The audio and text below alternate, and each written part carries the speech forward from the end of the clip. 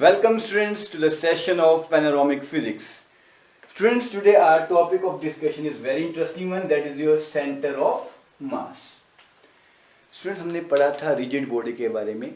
Rigid body constitutes so many particles. Rigid body बहुत सारे particles से मिलके बनती है. Rigid body is made up of so many particles. अब रिजिड बॉडी किसे कहते हैं? जिसकी कॉन्फ़िगरेशन चेंज नहीं होती ऑन अप्लाइंग सर्टेन फोर्स. अगर रिजिड बॉडी कॉन्फ़िगरेशन चेंज नहीं हो रही है, it means that's why we call it rigid, तभी हम उसे रिजिड बॉडी बोल रहे हैं.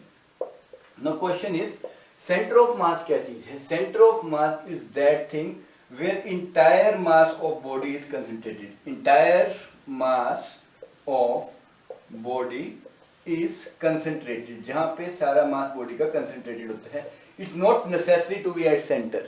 जैसे एक रिंग की बात करें तो रिंग का सेंटर ऑफ मास क्या होगा? Outside the ring. एंड अगर हम एक स्फीयर की बात करते हैं, सॉलिड स्फेरिकल की, तो वो कहां होगा? Inside the sphere. तो इट इज नॉट नेसेसरी कि सेंटर ऑफ मास का मतलब है कि वो हमेशा सेंटर में हो. Centre of mass here meaning is where the entire mass of body is concentrated. This is your center of mass concept, and this concept is very important in knowing the various things. अब जिन bodies की symmetry ठीक है, जो unsymmetrical bodies हैं, उनका centre of mass calculate करने के लिए we use calculus and some other methods, differentiation का यूज करते हैं. लेकिन जो सिमेट्रिकल बॉडीज हैं, सिमेट्रिकल बॉडीज, उनके लिए कुछ एग्जांपल देखते हैं हम. Uniform hollow sphere, centre of sphere, जैसे हमने बात की थी. Uniform solid sphere, again centre of the sphere, inside the sphere. Hollow cylinder, it's the middle of axis of cylinder. Hollow cylinder में कहां होगा? Middle of axis of the cylinder. अगर इस सिलेंडर के एक्सिस मान लिए जाए तो it is in the middle of the axis of cylinder. Rectangular का point of intersection of diagonals, point of intersection of diagonals. Rectangle हुआ, आपका क्यूब हुआ, सो for those things it will be a point of intersection of diagonals. So students, center of mass of few symmetrical bodies is fixed. Now in order to calculate ये center of mass calculate कैसे करते हैं, we start with a very simple thing, that is with center of mass of a two particle system. वैसे तो body constitutes so many particles, लेकिन for simplicity first we do the case, that is the calculation of center of mass of two particle system. Center of mass of two particle system. Two particle system का हमें center of mass calculate करना है. तो वैसे तो system is made up of so many particles, लेकिन let's see with this example. Let's consider a force plane x and y, and here it is a particle p1, it is a particle p2 having mass m1, this particle having a mass m2. ये system of particles है, यानी दो particles को मिला के एक system बना है. Obviously it is having this particle p1 having a mass m1 here, this particle p2 having a mass m2, and obviously they will exert certain force on each other. But before that, ये हमने two dimensions में पढ़ रहे हैं, that is in a plane. So जो भी चीज हम plane में या 3 dimension 2D में पढ़ते हैं, we need to specify its position. और position को specify कौन करता है? Obviously we need one origin and position vector r1 for p1, जहाँ पे आपका particle p1 है, and particle p2 के लिए position vector is r2. they will also exert, इस पे force लग रही f1 f2 obviously, and they will also exert force, they will exert force f12 on, and it will exert force f21, they will exert force f12 and f21. Students, f12 और f21, okay, we'll discuss it later. Basically इसका मतलब क्या है? Now we know that here the velocity vector will be calculated as, velocity क्या होती है? Velocity होती है displacement upon time. So here it is dr1 upon dt for v1. And acceleration क्या होता है? Acceleration होता है rate of change of velocity, that is d upon dt In case of velocity, here we'll write dr1 upon dt. That comes out to be d square r1 upon dt square. Let this be your equation first or second, whatever you want to write this thing, d square r1 upon dt square. Now similarly the case with particle P2 के अगर हम velocities and will calculate separately, तो V2 इस case में क्या आ जाएगा, V2 here is dr2 upon dt. Okay, now acceleration A2 here is d upon, that is dv upon dt. Again students, d upon dt, dr2 upon dt आ जाएगा ये. So now it comes out to be similarly d square r2 upon dt square. This let it be your equation second. Now acceleration is there, we know about the, obviously जब इस पे force apply हो रही है particle के system में, तो obviously there can be a certain acceleration over there. Now force, total force of P1, it will constitute internal force, that is F12 plus force overall जो इस पूरे सिस्टम पे लग रही है, and that is your FP1. It is made up of F12 plus F1. Now again same thing will be there for your FP2, that is F21 plus F2.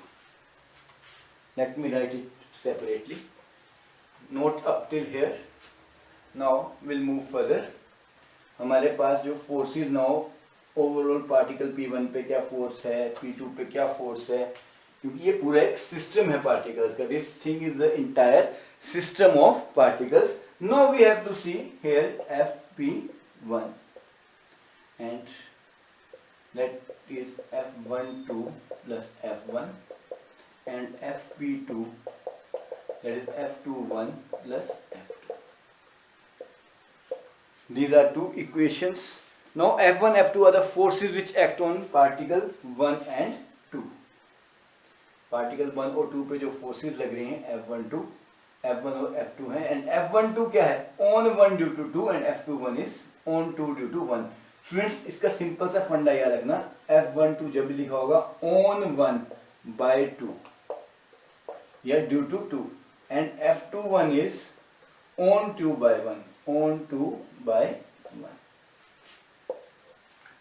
Up to here it is very much clear. Forces के बारे में हमने बता दिया, particle P1 पे, particle P2 पे.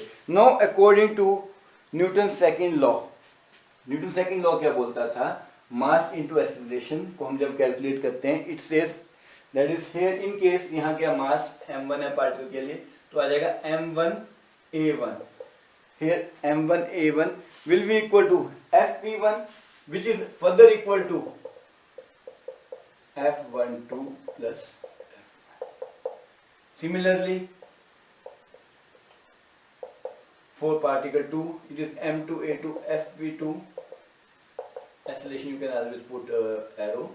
That is, it is a vector quantity. Fp2 is equal to your F21 plus F2.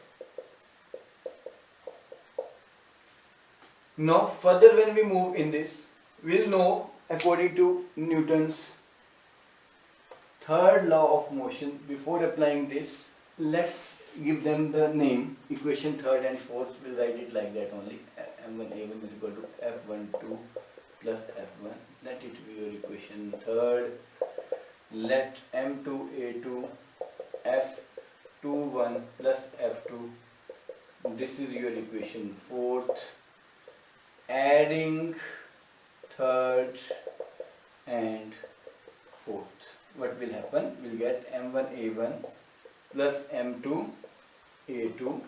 Here now F12 plus F21 plus F1 plus F2, हमने separately add कर दिया F12 F21 F1 plus F2.